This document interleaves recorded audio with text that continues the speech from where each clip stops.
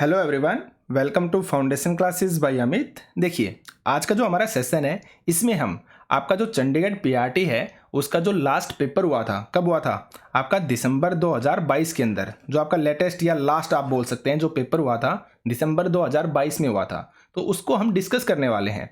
और आज का ये जो सेशन है इसमें हम 10 क्वेश्चन आपके हिंदी के और 10 क्वेश्चन आपके इंग्लिश के आपके चंडीगढ़ पीआरटी के अंदर पूछे जाते हैं, तो हम उन क्वेश्चंस को डिस्कस करेंगे। और यहाँ पे मैं आपको ये बताने वाला हूँ कि कहाँ से आपको ये पढ़ने हैं, ठीक है, और कौन कौन से टॉपिक इंपॉर्टेंट हैं जो आपको 100% करके जाने हैं, जहाँ से क्वेश्चन आपके पूछे जाएंगे ही जाएंगे। और ये सब चीज़ें मैं बीच बीच में क्वेश्चन जब करवाऊंगा ना तब मैं आपको बताता रहूँगा। तो इस क्लास को आप बिल्कुल भी स्किप मत कीजिएगा, 100% आपके काम आएगी ही आएगी, ठीक है। तो चलिए फिर स्टार्ट करते हैं। अगर आपने टेलीग्राम ग्रुप को ज्वाइन नहीं किया है तो ज्वाइन कर लीजिए। हमने जो चंडीगढ़ पीआरटी है उसकी जो सोशल साइंस है, साइंस है और जो इंग्लिश की क्लासेस चला रखी है ना, तो उनकी जो पीडीएफ है वो आपको टेलीग्राम ग्रुप में मिल जाएगी। तो टेलीग्राम ग्रुप का जो लिंक है वो आपको वीडियो के डिस्क्रिप्शन के अंदर मिल जाएगा, आप ज्वाइन कर लीजिए, ठीक है। तो चलिए फिर स्टार्ट करते हैं। आपका फर्स्ट क्वेश्चन है, नायिका में प्रयुक्त संधि कौन सी है? तो देखिए, संधि जो टॉपिक है ना ये आपका मोस्ट इंपॉर्टेंट टॉपिक है। आपके 2 क्वेश्चन पूछे जाएंगे ही जाएंगे, आप याद रखना। जैसे आज का ये क्वेश्चन पेपर है इसमें भी 2 क्वेश्चन पूछे गए हैं आपके संधि से, तो इसलिए आपका पूछा जाएगा और 100% आप इस टॉपिक को कर लेना। और ये टॉपिक एकदम ईजी है, काफ़ी लोगों को हार्ड लगता होगा लेकिन एकदम ईजी है। 5 से 10 रूल हैं, अगर वो आपको याद है ना तो ईजी टॉपिक है। तो देखिए फिर कैसे करेंगे। अब नायिका है कि नायिका में प्रयुक्त संधि बताइए। तो देखिए, नायिका है ना, मैं क्या करूंगा, सबसे पहले इसको तोड़ूंगा यानी कि ब्रेक करूंगा, यानी कि इसका संधि विच्छेद करूंगा।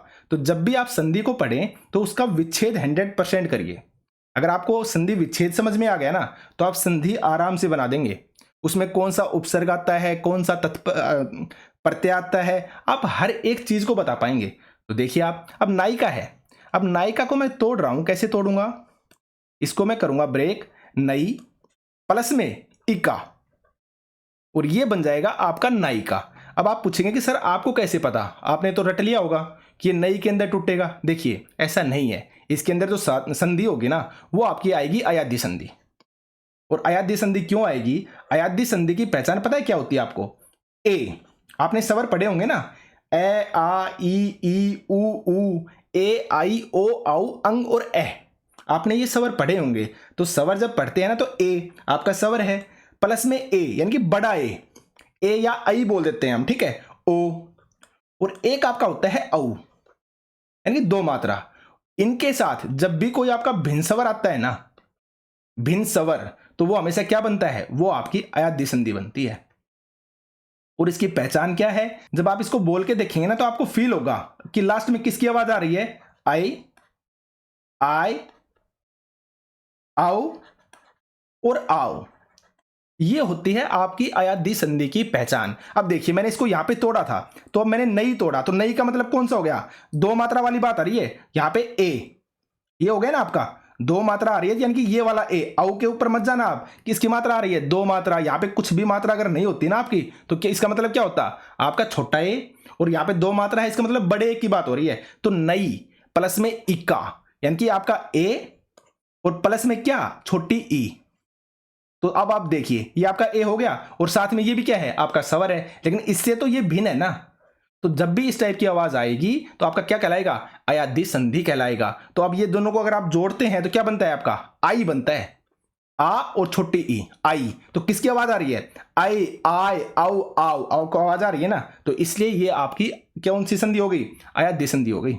आप समझ गए होंगे। तो इसी तरह से जब नायिका को बोलते हैं हम तो इसको बोल के देख लीजिए, नाई यानी कि आय की आवाज आ रही है आपकी, तो कौन सी संधि होगी, आपकी अयाध्य संधि। याद रखिए आप। आगे बढ़ते हैं, निम्नलिखित में से कौन सा वाक्य शुद्ध है, रीटा आम खाया, आम ने रीटा खाया, आम खाया रीटा ने। एकदम इजी क्वेश्चन है, रीटा ने आम खाया, यानी कि पहले क्या आएगा, आपका कर्ता आएगा, फिर क्या आएगा, कर्म, और फिर क्या आएगी, आपकी क्रिया आएगी। लेकिन इंग्लिश में उल्टा होता है, पहले क्या आता है, आपका सब्जेक्ट, उसके बाद आपकी वर्ब और लास्ट में आपका ऑब्जेक्ट। जबकि हिंदी में इस तरह से लिखते हैं हम, ठीक है, पहले कर्ता आ गया, फिर क्या आ गया, कर्म आ गया, क्या खाया, आम खाया, और खाया क्या हो गया, आपकी क्रिया हो गई। तो आप याद रखिएगा, सही है ये।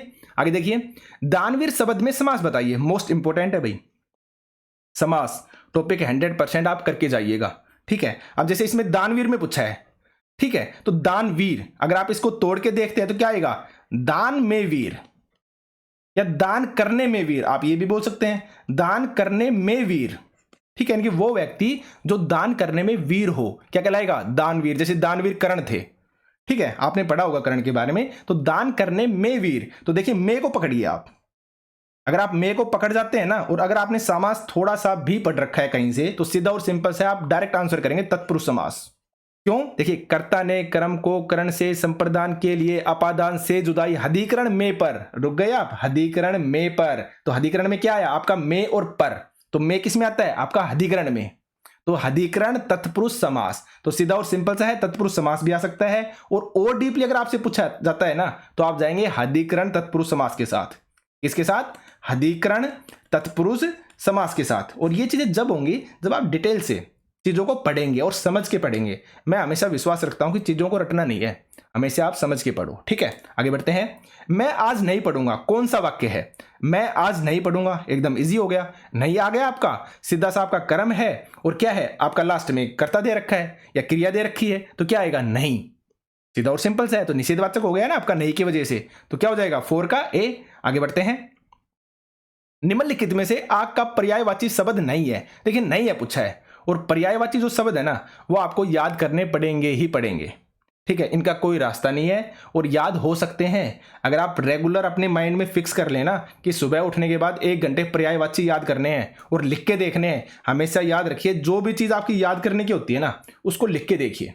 अगर आप लिख के देखते हैं ना रफ कॉपी के अंदर, तो सीधा और सिंपल सा है, आप ज्यादा जल्दी याद रख पाएंगे और ज्यादा समय तक याद रख पाएंगे, ज्यादा जल्दी याद भी होगा और ज्यादा समय तक याद भी रहेगा। याद रखना आप। अब देखिए आग का पर्यायवाची शब्द नहीं है पूछा है, वायु सखा आपकी होती है, हुतासन आपका होता है, विभावसु आपका होता है, उसके अलावा देखिए अनल, पावक, ये भी क्या है आपके आग के ही पर्यायवाची हैं, लेकिन विपथगा ये आपका नहीं है। ये इसका मतलब होता है नदी, या आप सरिता भी बोल सकते हैं। नदी को क्या बोलते हैं हम, सरिता बोलते हैं ना, तो नदी या सरिता आपका क्या होगा आंसर हो जाएगा, ठीक है। तो पर्यायवाची नहीं है पूछा था, तो राइट आंसर क्या होगा, आंसर नंबर डी। अब देखिए सूर्य का स्त्रीलिंग रूप क्या है, नेक्स्ट क्वेश्चन है आपका। अब सूर्य का सूर्या नहीं करेंगे लोग, नहीं होगा भाई, सूर्य नहीं होगा भाई, सुरा नहीं होगा भाई, स्त्रीलिंग क्या होगा आपका सूर्या। और ये सिलेक्टेड क्वेश्चन है ये, ठीक है ना, सिलेक्टेड है ये, तो राइट आंसर क्या होगा आपका, आंसर नंबर डी। अब आगे देखिए, आगे आ गया आपका सूर्योदय का सही संधि विच्छेद क्या होगा। देखिए 2 क्वेश्चन आपके संधि से आए हैं, तो ये मोस्ट इंपोर्टेंट टॉपिक है और आपको 100% करके जाना ही जाना है, ठीक है। और मैं आपको बता दूंगा कहां से करेंगे आप। तो चलिए आगे बढ़ते हैं। सूर्योदय का संधि विच्छेद, अब मैं इसको कैसे तोड़ूंगा आपको पता है, सूर्य प्लस में उदय, मैं इस तरीके से तोड़ूंगा इसको, सूर्य प्लस में उदय। अब इसको मैंने ऐसे तोड़ा कैसे, अब सूर्य को देखिए आप, जब आप सूर्य को देखते हैं ना तो लास्ट में आवाज किसकी आ रही है, ए की आ रही है। आप यहां पे एंड में यहां पे देखिए, देखा कीजिए कि सूर्य ए की आवाज आ रही है, उदय में क्या है, ये छोटा आपका ऊ है, तो जब ए को और छोटा ऊ को मिलाते हैं ना तो आपका बनता है ओ, आपको ये याद रखना है। तो ये क्या बन गया आपका सूर्योदय, जब सूर्य प्लस उदय मिला तो क्या बन गया आपका सूर्योदय बन गया, यानी कि ओ की मात्रा लग गई यहां पे, तो क्या हो जाएगा संधि विच्छेद, सूर्य प्लस में उदय, ठीक है। तो संधि विच्छेद एकदम इजी है, अगर आपको इसके रूल्स याद हैं तो एकदम इजी है, बेहद ही इजी है, ठीक है। तो सूर्योदय का संधि विच्छेद क्या होगा आपका सूर्य प्लस में उदय। और अगर आपसे पूछा जाता है कि इसके अंदर संधि कौन सी है, भाई मैंने ये पूछ लिया आपके सूर्योदय के अंदर आप संधि बताइए, जैसे फर्स्ट वाला क्वेश्चन था कि इसके अंदर संधि कौन सी होगी, तो इसके लिए जो संधि होगी ना वो होगी आपकी गुण संधि। कौन सी संधि, आपकी गुण संधि। अब मेरे को कैसे पता कि इसके अंदर गुण संधि होगी, तो जो आपकी गुण संधि है ना, मैंने सिर्फ एक चीज याद रख रखी है, क्या याद कर रखी है, अगर आपका ए आता है, अगर आपका ओ आता है और अगर आपका आर आता है ना, अगर आपको लास्ट में ये वाली आवाज आती है तो वो आपकी गुण संधि होती है। इसमें काफी रूल हैं और जो एकदम इजी हैं, बेहद ही इजी हैं, मैं आपको बता रहा हूं, ठीक है। बस सिर्फ वो अपने अपने कराने का तरीका है और अपने अपने करने का तरीका है, तो रट के मत कीजिए, अगर समझ के करेंगे ना तो एकदम इजी है। अब आप सूर्योदय को देखिए, सूर्योदय, ठीक है, सूर्यो किसकी आवाज आ रही है, वो क्या आ रही है ना, तो कौन सी संधि होगी आपकी गुण संधि हो गई, सीधा और सिंपल सा था। आगे बढ़ते हैं।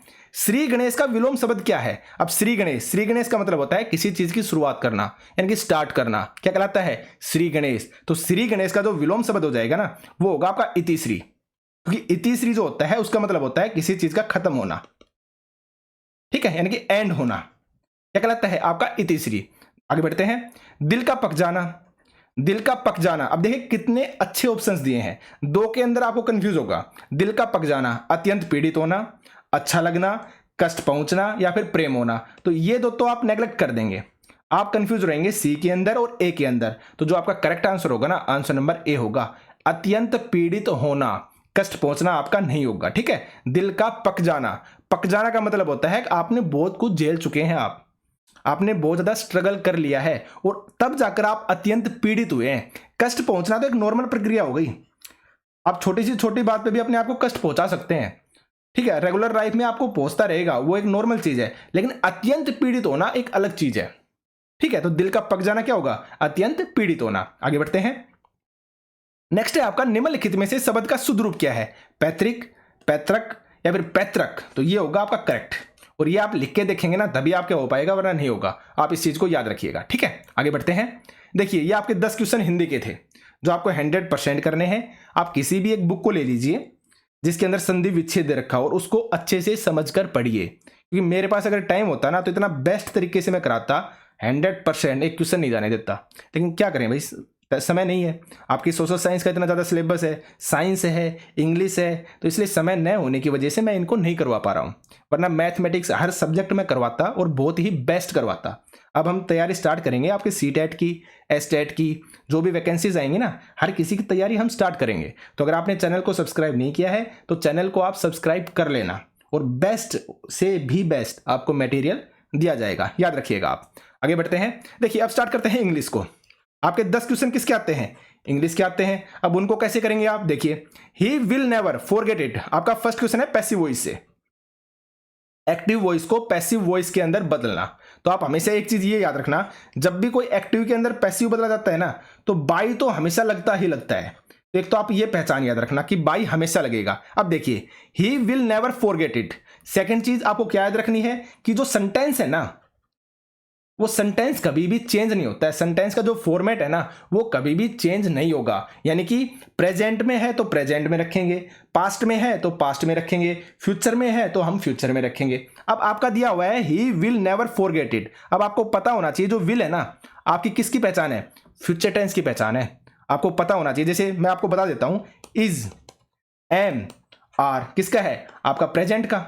और अगर मैं इज, एम, आर के साथ आईएनजी और लगा दूंगा ना, तो क्या हो जाएगा? प्रेजेंट कंटिन्यूस हो जाएगा। ये चीजें मैं आपको जस्ट बता रहा हूं, ठीक है। अगर आपसे वाज और वर आता है तो किसकी पहचान है? आपके पास्ट की पहचान है। इसी तरह से विल आता है, सेल आता है, तो किसकी पहचान है? आपके फ्यूचर की पहचान है, ठीक है। हैड आ गया, अब हेड भी आपकी किसकी पहचान है? आपके पास्ट की पहचान हो गई। जैसे पास्ट परफेक्ट हो गया या पास्ट परफेक्ट कंटिन्यूअस हो गया। अगर आपका हैज आ जाता है, हैज और हैव, तो किसकी पहचान है? ये आपकी प्रेजेंट की है, यानी प्रेजेंट परफेक्ट या फिर प्रेजेंट परफेक्ट कंटिन्यूअस। तो आगे देखिए आप, अब it will never be forgotten by him, ये होगा आपका आंसर। क्यों होगा? मैंने आपको बताया ना, कभी भी हम जो टेंस है ना, उसका फॉर्मेट है ना, उसको चेंज नहीं करेंगे। तो he will never forget it. तो देखिए क्या होता है वॉइस के अंदर, जब पैसिव वॉइस के अंदर जो आपका पीछे सब्जेक्ट होता है ना, उसको हम आगे लेके आते हैं। तो मैं इट को आगे ले आया, अब इट के अकॉर्डिंग ही हम वर्ब लगाएंगे। तो इट क्या है? आपका सीधा सा सिंपल सा सिंगुलर है, तो इट। अब विल आ रहा था और मैंने बताया आप जो टेंस का फॉर्मेट है उसको चेंज नहीं करेंगे। तो ये फ्यूचर में है ना, तो हम फ्यूचर में ही रखेंगे। तो इट विल। अब विल के साथ हमेशा याद रखना, जब पैसिव वॉइस में करेंगे, अगर आपका सिंगल विल आ रहा है ना, तो उसके साथ हम बी को ऐड कर देते हैं। तो विलेंसिटीज हो गया, साथ में ऐड कर दिया आपने बी। और ये लिखने का फॉर्मेट होता है कि बीच में आपका नेवर आएगा ही आएगा। आप एक सेंटेंस को जब लिखते हैं ना, तो सही तरीके से लिखते हैं, सही फॉर्मेट में लिखते हैं, तो नेवर आपका यहीं पे आएगा। तो इट विल नेवर बी। और आपकी हमेशा वर्ब की थर्ड फॉर्म लगती है, और प्लस में बाई। मैंने आपको हमेशा बताया कि बाई लगेगा ही लगेगा, और साथ में वर्ब की थर्ड फॉर्म V3 प्लस में बाई, ये याद रखना, ये लगेंगे ही लगेंगे। और लास्ट में बाई हिम, जो आपका सब्जेक्ट है ना, वो किस में बदल जाएगा? ऑब्जेक्ट के अंदर। तो ही किस में बदल गया? आपका हिम के अंदर। तो इसलिए आपका जो करेक्ट आंसर हो जाएगा, आंसर नंबर फर्स्ट। और देखिए, जब भी आप पैसिव वॉइस करें या नरेशन करें ना, हमेशा नेग्लेक्ट वाले तरीके से करना। अगर आप अच्छे से देखेंगे ना, मैंने क्या बताया कि जो टेंस है वो कभी भी चेंज नहीं करेंगे आप। अब इतना भी अगर आप याद रखते हैं ना तो भी क्वेश्चन बन जाएगा। इसमें विल था, इसमें देखिए आप कैन लगा दिया, नहीं हो सकता। इसमें देखिए मे लगा दिया, नहीं हो सकता भाई, फ्यूचर थोड़ी ना रहा। अब इसमें शुड लगा दिया, शुड का पास्ट रूप लगा दिया, तो ये भी क्या होगा आपका, नहीं हो सकता। तो it should never be forgotten by him नहीं होगा आपका, क्या होगा, विल आएगा। यानी कि आंसर नंबर फर्स्ट। आगे बढ़ते हैं। देखिए मैं समय लेता हूं अच्छे से, क्योंकि मेरा जो मकसद होता है ना वो होता है समझाना। ऐसा नहीं है कि सीधा क्वेश्चन पढ़ा सीधा आंसर बता दिया, ऐसे तो पता नहीं आप कहीं से भी पढ़ सकते हैं। मेन फोकस होना चाहिए कि जो जिसको आप पढ़ा रहे हैं ना, जो आप पढ़ा रहे हैं ना, वो 100% सामने वाले को समझ में आए, तभी पढ़ाने का मतलब बनता है, वरना कोई मतलब नहीं बनता। और उसके लिए मैं दिन रात मेहनत करता हूं, सीधा और सिंपल सा है। अब मैं आपको सोशल साइंस की जो क्लास प्रोवाइड करवा रहा हूं ना, रात को 1 बजे उठता हूं मैं, सुबह तक 6-7 बजे तक मैं उसको प्रिपेयर करता हूं, और देन उसके बाद मैं उस लेक्चर को रिकॉर्ड करता हूं।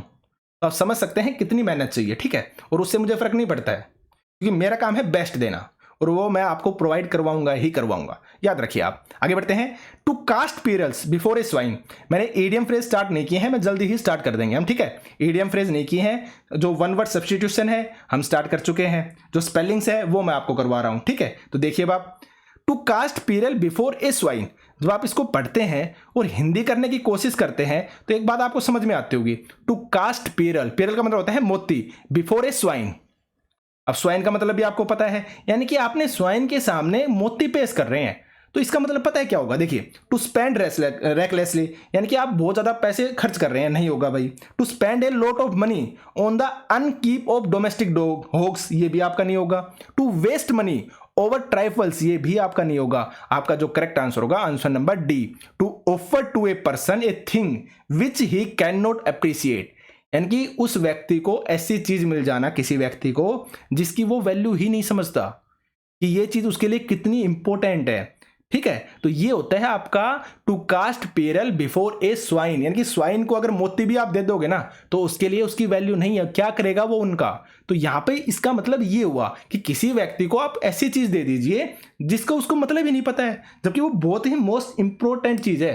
तो इसलिए बोला है to offer to a person a thing which he can not appreciate, ये होगा आपका correct answer, answer number D. आगे बढ़ते हैं। We should give a wide berth to bad characters, ये आपका फिर से पूछ लिया। तो एक गिव ए वाइड बर्थ, इसका मतलब होता है किसी भी व्यक्ति से दूर रहना। टू कीप अवे फ्रॉम, मैं हमेशा हिंट को पकड़ता हूं। तो देखिए, गिव ए वाइड बर्थ, अब वाइड बर्थ का मतलब क्या है, वाइड का मतलब क्या होता है, चौड़ा, बर्थ का मतलब जगह होता है, यानी कि किसी से आप दूरी बना रहे हैं, डिस्टेंस बना रहे हैं। तो आंसर मिल गया आपका टू कीप अवे फ्रॉम, यानी कि किसी व्यक्ति से दूर रहना, डिस्टेंस बनाना, दूरी बनाना। तो करेक्ट आंसर क्या होगा, आंसर नंबर ए। आगे बढ़ते हैं। Mohan said to his friend let me go home now, ये क्या है, आपके जो इनडायरेक्ट स्पीच है, डायरेक्ट इनडायरेक्ट स्पीच है, वो पूछी गई है आपसे। तो देखिए, Mohan said to his friend let me go home now, इसका जो करेक्ट आंसर होगा ना, आंसर नंबर बी होगा। क्यों, क्योंकि मोहन अपने फ्रेंड से क्या कर रहा है, रिक्वेस्ट कर रहा है। जो सेड टू है वो आपका हट जाएगा, मोहन रिक्वेस्टेड हिज फ्रेंड। और जब हम ये अपोस्ट्रोफी हटाते हैं ना तो इसकी जगह हमेशा हम दैट लगाते हैं, और लेट की वजह से, लेट मी की वजह से, लेट की वजह से लेटस लिखते हैं ना, तो लेट की वजह से आपका माइट यूज हो रहा है, that the might be allowed to go home. और जो नव है वो आपका किस में चेंज हो जाता है, देन के अंदर। जब हम नरेशन पढ़ते हैं ना तब रूल आते हैं ये कि नव किस में चेंज हो जाएगा, देन में, ठीक है। प्रेजेंट किस में चेंज हो जाएगा, आपका पास्ट के अंदर। तो आप देख सकते हैं यहाँ पे आपका प्रेजेंट है, लेकिन जब आप बना रहे हैं ना तो माइट भी लगा रहे हैं आप, मे नहीं लगाया आपने, माइट लगाया है। तो माइट क्या है, आपकी पास्ट की फॉर्म है। ये जब आप नरेशन पढ़ेंगे ना तब आपको पता चलेगा, ठीक है। आगे बढ़ते हैं। Rearrange the part of the sentence given below which are labelled P, Q, R and S, यानी कि सीधा और सिंपल सा है, आपको अरेंज करना है। तो देखिए, द आवर ग्लास इज, देखिए, two triangles in size which are equal made of. अब आपको एग्जैक्ट सही सेंटेंस बनाना है, तो इसका जो करेक्ट आंसर आएगा क्या आएगा पता है, the hourglass is made of, क्योंकि आपका क्या हो गया, सब्जेक्ट हो गया। सब्जेक्ट के बाद क्या लगाएंगे आप, ऑब्जेक्ट, क्या वर्ब लगाएंगे, इंग्लिश के अंदर है ना तो वर्ब लगाएंगे ना आप। तो the hourglass is made of two triangles which are equal in size. तो क्या हुआ आपका, एस आ गया, एस के बाद आपका पी आया, और पी के बाद क्या आया, आपका आर आया, और आर के बाद आया आपका क्या, Q number. S P R Q कहां पे है, आंसर नंबर बी, सीधा और सिंपल सा था। आगे देखिए, a great statesman is actuated by love of his country. Actuated का मतलब होता है किसी भी चीज से प्रेरित होना, ठीक है, क्या आप उस चीज से प्रेरित है। तो कोई व्यक्ति है, कोई राजनेता है, वो क्या है, अपने देश प्रेम से क्या है, प्रेरित है। तो इसका सिनोनिम्स पूछा था कि आप क्या बताइए, नियरेस्ट मीनिंग बताइए। नियरेस्ट मीनिंग का मतलब हो गया सिनोनिम्स बताना, तो इसका जो सिनोनिम्स हो जाएगा वो आपका होगा परसुएडेड। क्या होगा? परसुएटेड, क्योंकि परसुएडेड का मतलब भी आपका एग्जैक्ट ऐसा ही होता है। ठीक है, आगे बढ़ते हैं। Fill in the blanks in the following sentence with the most appropriate word. तो several of our players were injured, यानी कि एक टीम है उसके जो प्लेयर हैं वो इंजर्ड हो गए हैं। तो so our losing the match was almost, तो यानी कि उनकी जो मैच हारने की जो संभावना है ना, कैसी हो गई?